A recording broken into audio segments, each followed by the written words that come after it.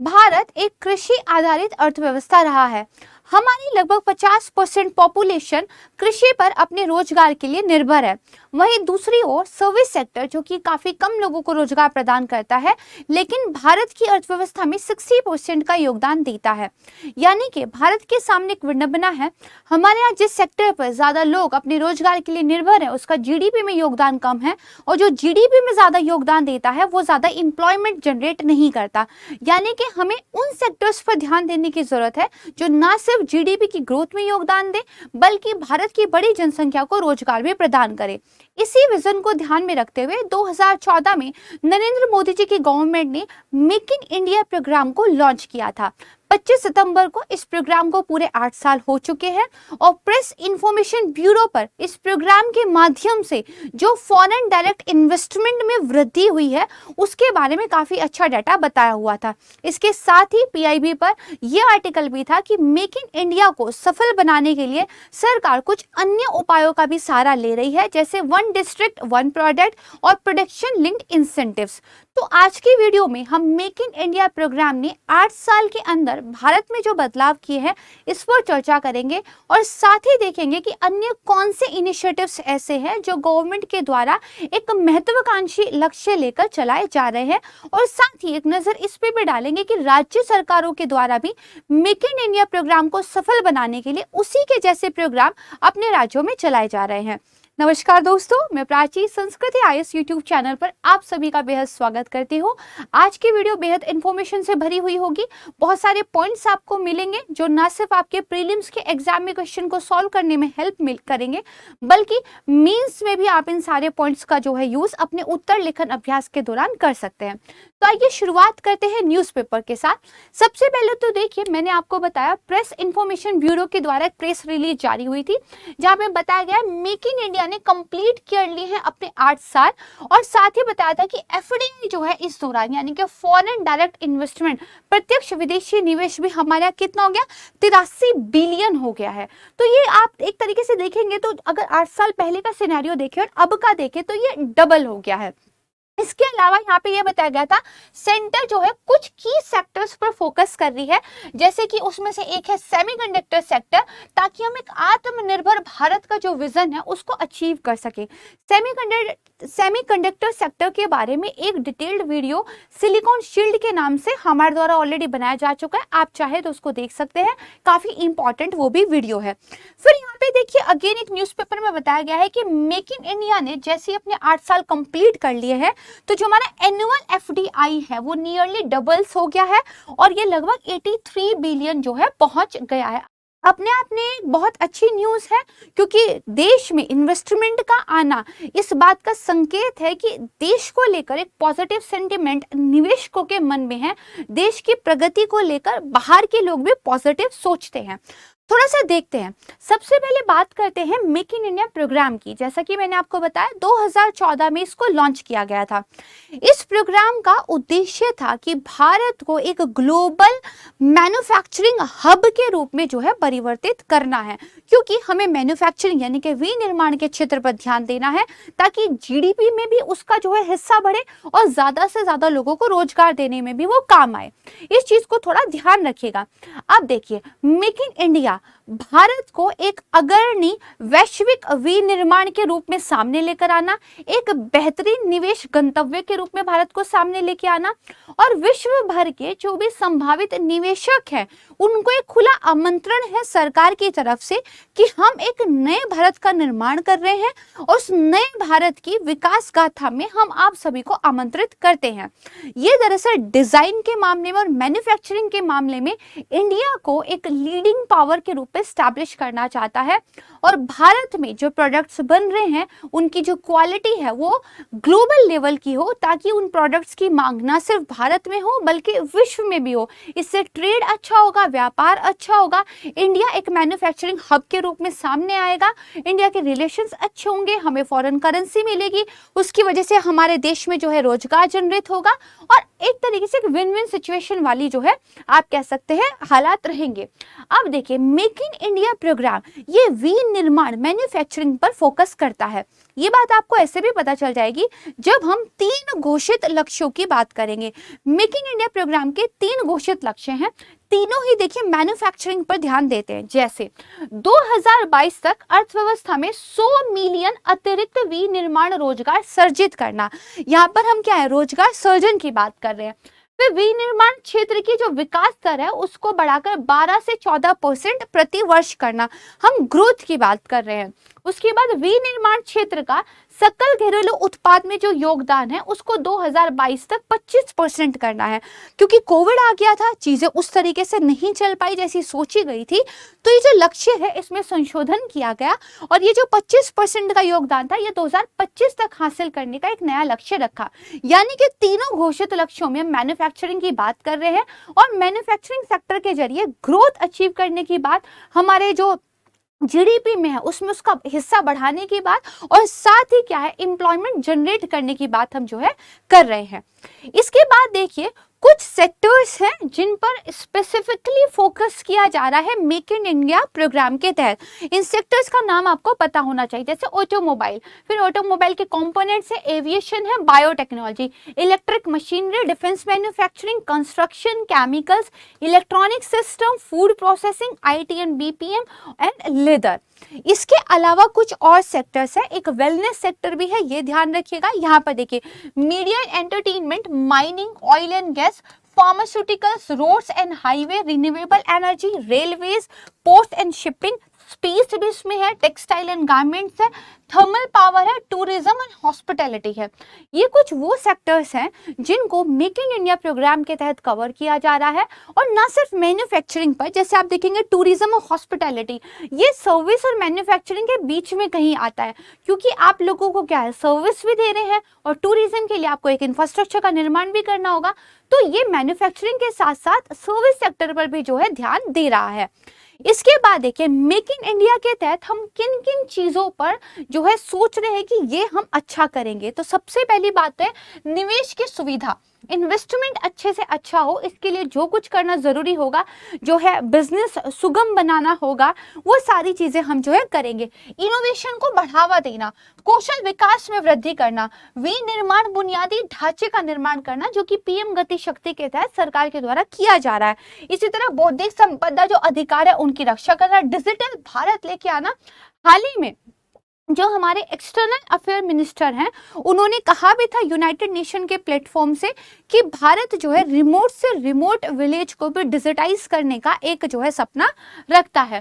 फिर विभिन्न देशों के साथ हमें स्वस्थ संबंध बनाने हैं और रोजगार के जो है अवसर पैदा करने हैं। ये जो की पॉइंट्स हैं इनको आप नोट कर सकते हैं, मेंस के आंसर राइटिंग में आपको ये काम आएंगे। अब यहाँ पर देखिए किस तरीके से चीजें बढ़ रही हैं। सबसे पहले देखिए India emerge as the preferred investment destination, लोग निवेश करना अच्छा समझ रहे हैं, भारत एक ऐसी डेस्टिनेशन के रूप में निकलकर सामने आ रहा है। हाईएस्ट एवर एफडीआई इनफ्लो है, अब तक का सबसे ज्यादा जो है पैसा हमें बाहर से मिल रहा है। जैसे 2018-19 में चाहिए 62 बिलियन के आसपास था, तो फाइनेंशियल ईयर 2021 की बात करें तो ये 81.7 बिलियन के आसपास जो है पहुंच गया है। इसके अलावा देखिए हमारे यहाँ जो फॉरेन डायरेक्ट इन्वेस्टमेंट आ रहा है उसका यूज जो है हम कैपिटल जो है आप कह सकते हैं इन्वेस्टमेंट में ज्यादा कर रहे हैं, यानी कि हम इंफ्रास्ट्रक्चर का निर्माण कर रहे हैं। पीएम गति शक्ति योजना बहुत इंपॉर्टेंट है, उसके तहत हम रेलवे में लेकर पोर्ट में, रोड में, एविएशन में हर जगह काम कर रहे हैं। जैसे यहाँ पे देखेंगे कि हम प्राइवेट पार्टिसिपेशन जो है बढ़ा रहे हैं और बेसिकली हमने मेजर पोर्ट्स वगैरह में से 7 प्रोजेक्ट जिनकी कीमत 2000 करोड़ है उनको पीपीपी मॉडल के तहत करने का एक लक्ष्य रखा है। पीपीपी मॉडल पे अभी मेंस में क्वेश्चन भी आया था, ठीक है। इसके अलावा ये बताया गया है कि रिसाइकलिंग कैपेसिटी को भी हम जो है साथ में लेकर चल रहे हैं कि चीजों को ज्यादा से ज्यादा रिसाइकिल भी किया जाए। तो आप देखेंगे कि ना सिर्फ एफडीआई को लेकर बल्कि इंडिया में एक इंफ्रास्ट्रक्चर निर्माण को लेकर भी काफी पॉजिटिव सा इन्वायरमेंट आपको देखने को मिल रहा है। अब एक मन में प्रश्न आपके आ रहा होगा कि विनिर्माण क्षेत्र ये सबसे ज्यादा जो है नाम सामने आ रहा है, ऐसा क्यों है, मेक इन इंडिया के तहत इसी पे जोर क्यों है? तो इंट्रोडक्शन से लिंक कर लीजिए। देखिए, भारत का जो विकास हुआ है वो ज्यादातर सर्विस सेक्टर में हुआ है, लेकिन सर्विस सेक्टर क्या है, अर्थव्यवस्था को बढ़ाने में तो मदद की है, लेकिन ज्यादा रोजगार नहीं दे पाता। और कहीं ना कहीं जो हमारा सेकेंडरी सेक्टर है, ये बेसिकली विनिर्माण, ये गंभीर रूप से पिछड़ रहा है।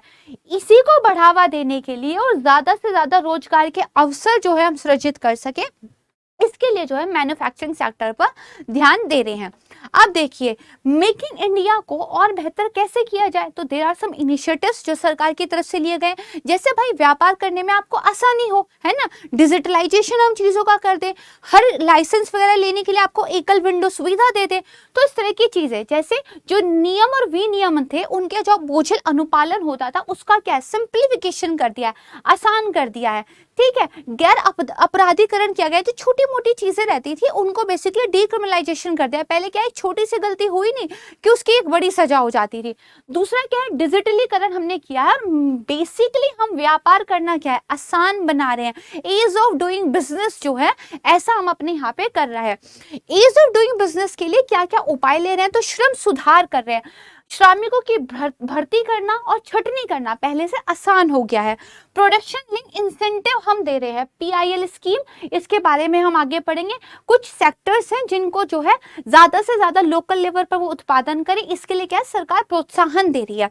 फिर एक जिला एक उत्पाद पहल पर हम काम कर रहे हैं। नागालैंड के भी हम कुछ जिलों का नाम देखेंगे कि उनके भी हर जिलों से एक प्रोडक्ट को सेलेक्ट किया गया है इस स्कीम के तहत। और आप देखेंगे कि नॉर्थ ईस्ट तक अगर एक जिला एक प्रोडक्ट स्कीम को लेकर काम हो रहा है तो मतलब एक अच्छी चीज है ये। फिर देखिए, गति शक्ति कार्यक्रम, यानी कि हमारे यहाँ कनेक्टिविटी को बढ़ावा देने के लिए जो आ रहा है, तो ये सारी चीजें हैं।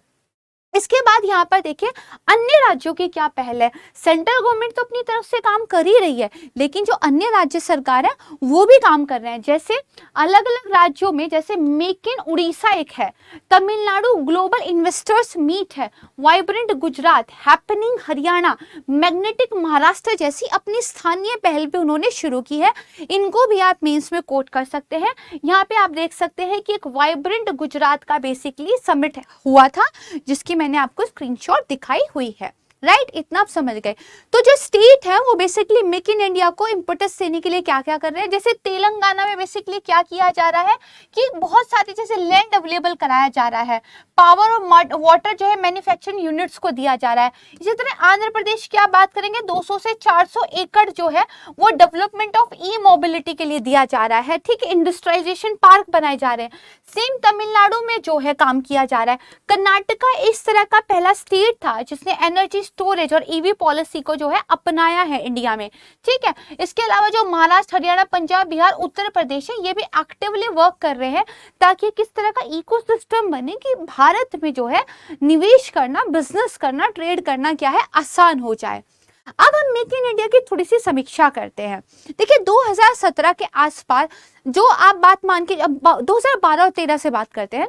2012 और 13 में जो हमारे हालात थे वो 2014 में मेक इन इंडिया को लॉन्च करने के बाद सुधरे, चाहे वो एफडीआई की बात हो या अन्य चीजों की बात हो। लेकिन 2017 में अगेन जो है एफडीआई में हमें एक ड्रॉप देखने को मिला था, लेकिन फिर भी हमें लगातार एक वृद्धि ही देखने को मिली है।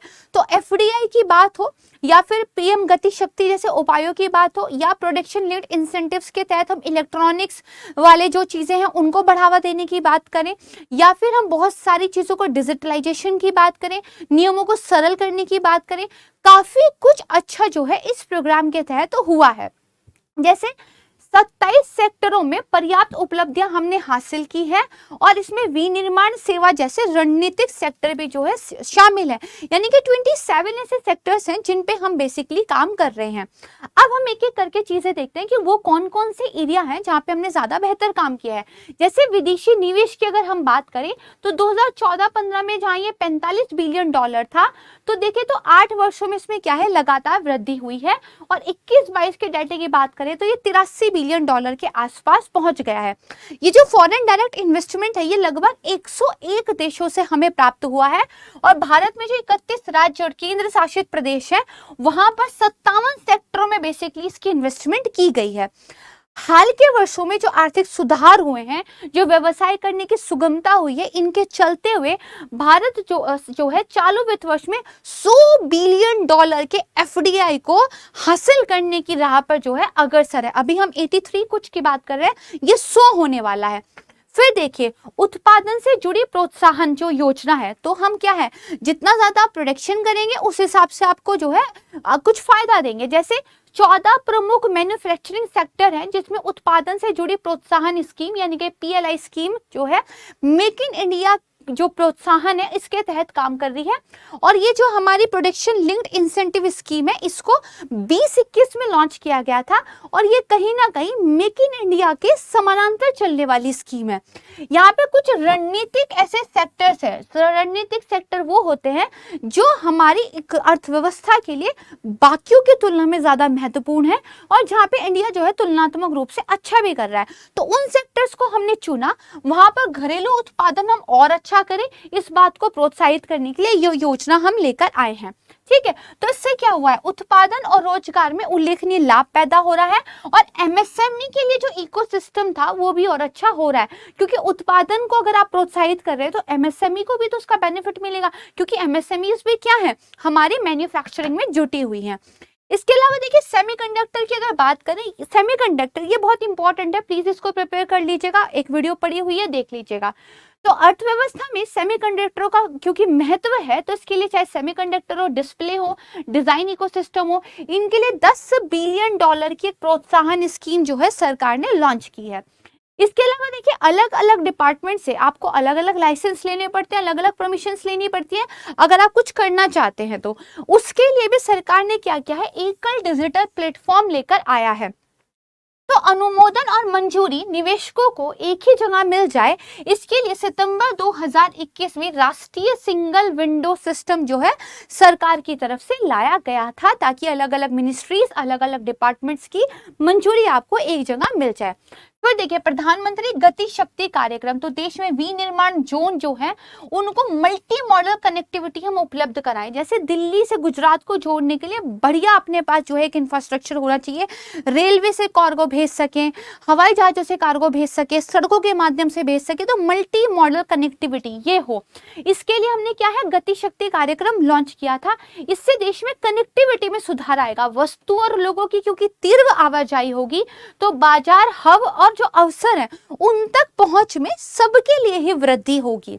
जैसे यहाँ पे बताया गया है कि रेलवे का जो लैंड है उसको लीज करने के बारे में सरकार बात कर रही है पीएम गति शक्ति के तहत। इससे क्या होगा, देखिए जो इंफ्रास्ट्रक्चर डेवलपमेंट होगी और कार्गो टर्मिनल्स को लेके हम बेसिकली काम करेंगे। ठीक है, तो ये सारी चीजें यहाँ पे बताया गया है कि 300 पीएम गति शक्ति कार्गो टर्मिनल्स बनाए जा रहे हैं जो अगले 5 सालों में बेसिकली बनेंगे। ठीक है, तो कार्गो टर्मिनल्स हम बनाने की बात करें, कार्गो मतलब जो आपका सामान होता है, उस सामान की, उस माल की ढुलाई करना, उसको एक जगह से दूसरी जगह पहुंचाना, ये जितना आसान और सरल होगा उतना आपका जो है ट्रेड अच्छा होगा, क्योंकि आपकी लॉजिस्टिक्स की लागत जो है कम हो जाएगी। तो इस चीज के लिए सरकार ने 11 इंडस्ट्रियल जो कॉरिडोर हैं उनको जो है मंजूरी दे दी है।